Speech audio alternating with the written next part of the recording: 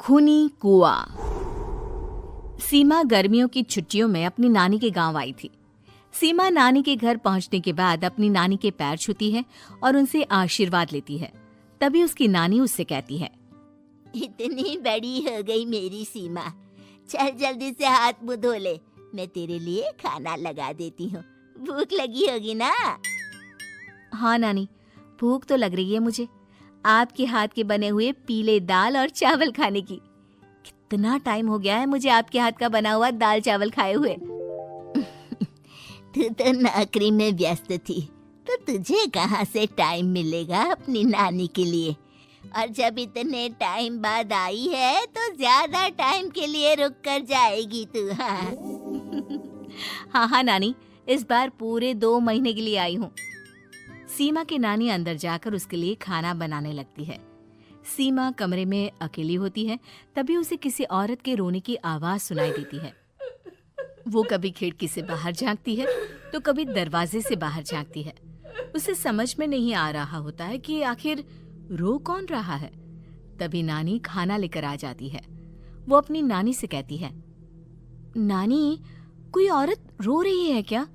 मैं जब से यहाँ आई हूँ तब से मुझे यहाँ किसी औरत की रोने की आवाज आ रही है। हे भगवान, कहीं ये वही तो नहीं? बोलो ना नानी। अरे कोई नहीं रो रहा, ये तेरे मन का वहम है। और तू ना अब खाना खा ले, ज्यादा यहाँ वहाँ की बातों में ध्यान मत दिया कर। जल्दी से खाना खा और फिर मेरे साथ आ जा मेरे कमरे में, दोनों बैठकर खूब सारी बातें करेंगे। ऐसे ही अगले दिन सीमा अपनी नानी के साथ गांव के बाजार जा रही होती है। उसी रास्ते में फिर से किसी औरत के रोने की आवाज आती है। वो अपनी नानी से कहती है, अरे नानी, क्या सच में तुम्हें अभी भी किसी औरत की रोने की आवाज नहीं सुनाई दे रही? मुझे किसी औरत की बहुत बुरी तरीके से रोने और चीखने की आवाजें आ रही हैं। मैं बहुत परेशान हूँ नानी, आखिर ये कौन है? मुझे लगता है कि सीमा को शहर भेज देना चाहिए, यहाँ रहना उसके लिए ठीक नहीं। नानी बोलो ना, आप चुप क्यों हो जाती हो? सीमा, तू घर चल, मुझे तुझसे बहुत जरूरी बात करनी है। नानी सीमा को घर ले आती है और सीमा से कहती है, सीमा, कल सुबह तू शहर वापस चली जाएगी। अरे अचानक? आखिर क्या बात है नानी, आप मुझे ऐसे जाने को क्यों कह रही हो? मैं बस जो कह रही हूँ उस पर ध्यान दे। तू कल सुबह यहाँ से चली जाएगी, और ये बात मैं कोई मजाक में नहीं बोल रही। तू कल जाएगी तो मतलब जाएगी। अरे नानी, चली जाऊंगी मैं, ठीक है, पर आखिर बात क्या है ये तो बता दो। मम्मी से कोई बात हुई है या फिर मुझसे कोई गलती हुई है जो तुम मुझे अचानक से जाने के लिए बोल रही हो? देख सीमा, रात बहुत हो चुकी है और मुझे इस बारे में कोई बात नहीं करनी। चल, अब चल के मेरे साथ सो जा।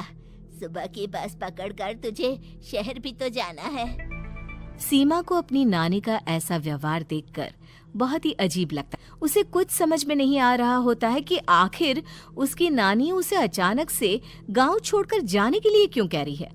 ये सारी बातें सोचते सोचते सीमा की आंख लग जाती है और वो अपनी नानी के साथ सो जाती है। ऐसे ही आधी रात को सीमा को फिर से किसी औरत की रोने की आवाज सुनाई देती है।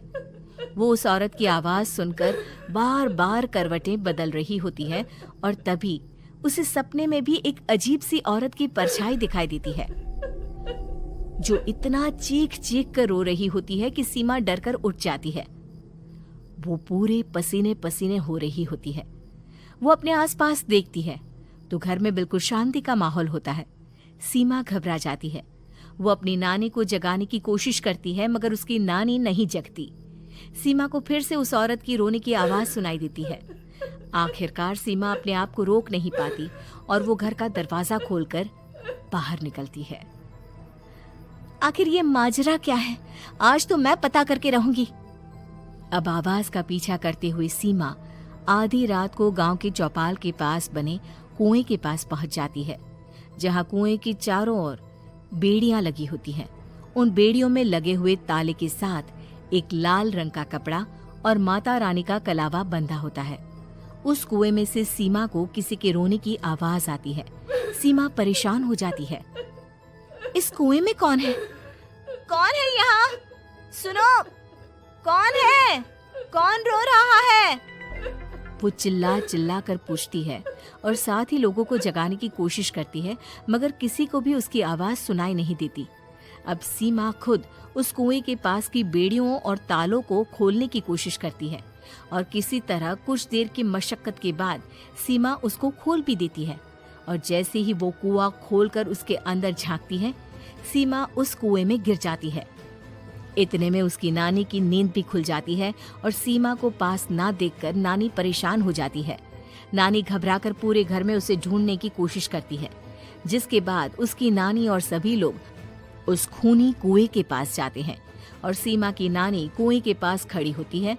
सभी गांव वालों और सीमा की नानी को सीमा के चिल्लाने की आवाज आती है। बचाओ, कोई मुझे बचाओ। मेरी बच्ची, हम आ गए, हम तुझे बचा लेंगे। नानी, मुझे यहाँ बहुत डर लग रहा है। यहाँ इंसान की कटी हुई मुंडिया, हाथ, पैर और कंकाल है और खून भी है। नानी, मुझे डर लग रहा है। आप सब मेरी मदद कीजिए, नहीं तो ये खूनी कुआं मेरी बच्ची को भी खा जाएगा। अरे मुझे तो ये समझ में नहीं आ रहा कि आखिर इस खूनी कुएं को खोला किसने। सालों पहले इसको इतनी मुश्किलों के बाद तांत्रिक बाबा ने बंद किया था।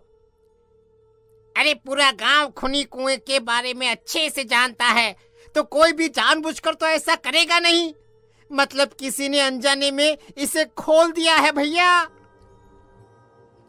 सीमा को इस बारे में मालूम नहीं था और जब से वो यहाँ आई थी तभी से उसे किसी औरत के रोने की आवाजें भी सुनाई दे रही थी। कहीं सीमा ने ही तो उसे नहीं खोला। अगर ऐसा है तो फिर सीमा का बचना बहुत मुश्किल है। वहीं कुएं के अंदर सीमा रोते हुए बैठी होती है कि उसे आवाज सुनाई देती है जो कुएं के बाहर खड़े गांव वालों में से किसी को सुनाई नहीं देता।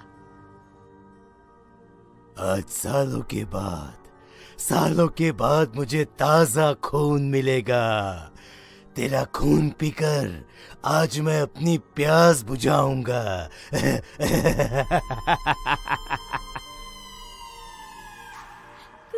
कौन है? कौन है? मत मारो प्लीज, मुझे जाने दो प्लीज। मैंने किसी का क्या बिगाड़ा है? वो तुझे मरने के बाद पता चल ही जाएगा। जितने में गांव वाले और सीमा की नानी कुछ सोच पाते, उतने में उन्हें सीमा के चिल्लाने की आवाज आती है और अगले ही पल सब शांत हो जाता है। क्या हुआ? सीमा,